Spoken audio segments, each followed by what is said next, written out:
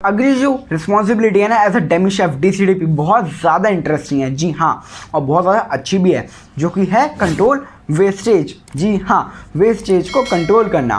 देखिए आपके as a demi chef responsibility होती है कि आपको देखना है जो आपके जूनियर्स हैं, लाइक जो कॉमीज हैं, कॉमी 1, कॉमी 2, कॉमी 3, वो कहीं आपके फूड की वेस्टेज तो नहीं कर रहे। जैसे कि सपोज कोई हमारा कॉमी 2 है, ठीक है, वो वेजिटेबल कट कर रहा है, तो वेजिटेबल जब वो कट कर रहा है तो आपको देखना है कि वो साइड का पार्ट कहीं ज़्यादा ना काट दे। जैसे कि कैरेट कोई काट रहा है, तो कैरेट अगर किसी ने साइड का जो पार्ट है वो ज़्यादा जो है कट कर दिया उसको और फेंक दिया, तो बहुत गलत चीज़ है। तो आपको बताएं कि आप जो साइड के पार्ट को है उसको स्टॉक में भी यूज़ कर सकते हो, वेजिटेबल स्टॉक में, चिकन स्टॉक में, किस में भी आप उसको डाल सकते हो। और आपको ये भी बताना है कि भाई आपको उसको प्रॉपर कितना काटना चाहिए, कितना आपको जो है अपने कैरेट के साइड पार्ट को कट करना है, इसको हम अपने वेस्ट में डालने वाले हैं कि हमारे कैरेट की जिससे वेस्टेज ना हो, ओनली जो वेस्ट पार्ट है वही कटे। आपको ये भी ध्यान रखना है कि जो आप कॉमीज हैं, जो खाना बना रहे हैं, जिसको आपको चिलर में रखना है, तो कितनी क्वांटिटी में बना रहे हैं। जी हाँ, कहीं वो ज़्यादा क्वांटिटी में तो नहीं बना रहे। सपोज हो सकता है कि उस टाइम पे आपका थोड़ा ऑफ सीजन चल रहा हो या फिर एला कार्ट कम चल रहा हो, और वो जो हमारा मीज़ा है उसको ज़्यादा प्रिपेयर कर दें, मीज़ा पुलाव को थोड़ी ज़्यादा क्वांटिटी में प्रिपेयर कर दें, ग्रेवीज़ को, वेजिटेबल्स को थोड़ा कट चॉपिंग उसकी ज़्यादा कर लें, ग्रेवीज़ को थोड़ा ज़्यादा प्रिपेयर कर लें, तो उससे क्या है, उससे वेस्टेज हो सकती है। जी हाँ, वेस्टेज हो सकती है। आपको उस पर क्या है, मॉनिटर करना है, देखना है कि भाई आपके जो कॉमीज हैं वो फूड को कितनी क्वांटिटी में बना रहे हैं। मतलब जो क्वांटिटी है उसकी ना ही कम होनी चाहिए ना ही ज़्यादा होनी चाहिए, जिससे हमारा जो फूड है वो बच सके, मतलब उसकी जो वेस्टेज है वो कंट्रोल हो सके। क्यों? क्योंकि भाई अगर ज़्यादा क्वांटिटी में बन जाएगा और एलाकाटी कम चल रहा है, ऑफ सीजन चल रहा है, तो खाना उठेगा ही नहीं। और जब उसकी टाइम लिमिट आ जाएगी कुछ टाइम के बाद, कुछ डेज़ के बाद, चाहे चिलर में रखने पर भी, क्योंकि मैंने आपको बताया हुआ है कि भाई कुछ टाइम लिमिट हमारी रहती है, उसी के अंडर हमको जो है अपने फूड को कंज्यूम करना पड़ता है, फिर ना उसको हमको वेस्ट में डालना पड़ता है। तो ये चीज़ आपको ध्यान रखनी है कि वो उतनी ही क्वांटिटी में जो हमारे कॉमीज हैं फूड को प्रिपेयर कर रहे हो चिलर में रखने के लिए, मीन्स हमारा उतना फूड जो है वो यूज़ हो जाना चाहिए जितना हमारे कॉमीज प्रिपेयर कर रहे हैं with in the time limit. ये जो है बहुत ज़्यादा इंपॉर्टेंट पॉइंट है। जी हाँ, चलिए हम अपने नेक्स्ट पॉइंट की तरफ चलते हैं।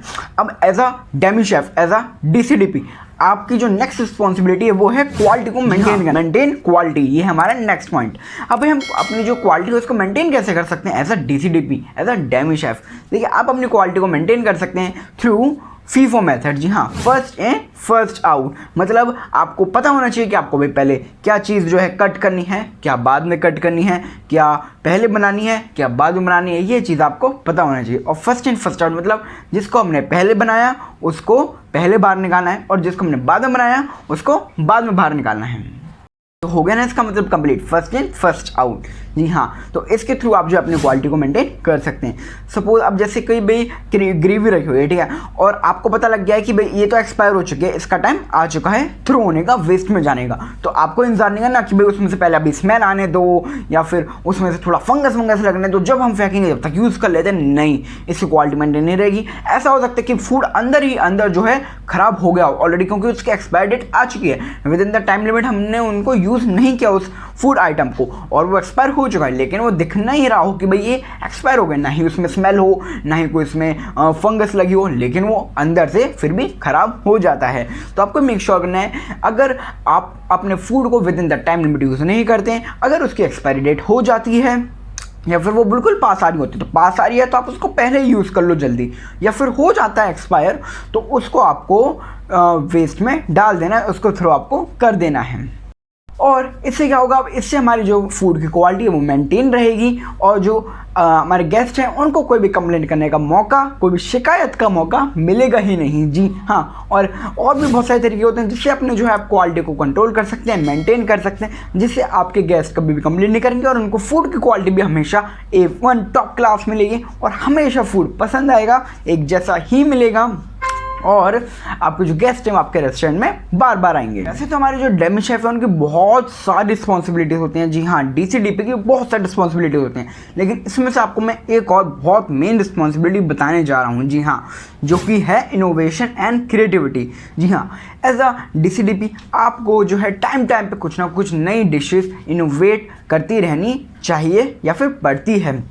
नई नई चीज़ें क्रिएट करना चाहिए, नई नई डिशेस को इनोवेट करना चाहिए, और आपको जो है अपने सीनियर्स हैं लाइक जो आपके CDP हैं उनको आपको जो है उनको टेस्ट कराना चाहिए कि सर देखिए आज मैंने ये नई चीज़ इनोवेट करी है, बताइए आपको कैसी लगी, इसमें क्या जो है अच्छे अच्छे पॉइंट्स हैं और क्या क्या जो है बैकलॉग पॉइंट्स हैं जो कि मैं इंप्रूव कर सकता हूँ नेक्स्ट टाइम, और आपको कैसा लगा मेरा ये इनोवेशन। ठीक है, इससे क्या होगा, आपका भाई आपके जो सीनियर्स हैं वो इंप्रेस तो हुए होंगे, आपको जल्दी प्रमोशन मिलेगा ही मिलेगा। उसके साथ अगर आप नई नई चीज़ों का, नई नई डिशेज़ का इनोवेट करेंगे उनको, तो आपका एक अंदर से कॉन्फिडेंस लेवल भी बढ़ेगा और आप एक जल्दी से जल्दी जितना ज़्यादा इनोवेशन करेंगे, जितना आप ज़्यादा क्रिएटिव होंगे, जल्दी से जल्दी आपको एक अच्छी पोजीशन जो है वो मिल सकती है। आपकी जो इनोवेशन करने की हॉबी होती है, हैबिट होती है, जब उसको टाइम टू टाइम करते रहते हो, आप उससे प्यार करने लग जाते हो, तो आपको जो एक कॉन्फिडेंस बूस्ट होता है, कॉन्फिडेंस अप होता है, जो आपको फ्यूचर में बहुत ज़्यादा हेल्प करता है।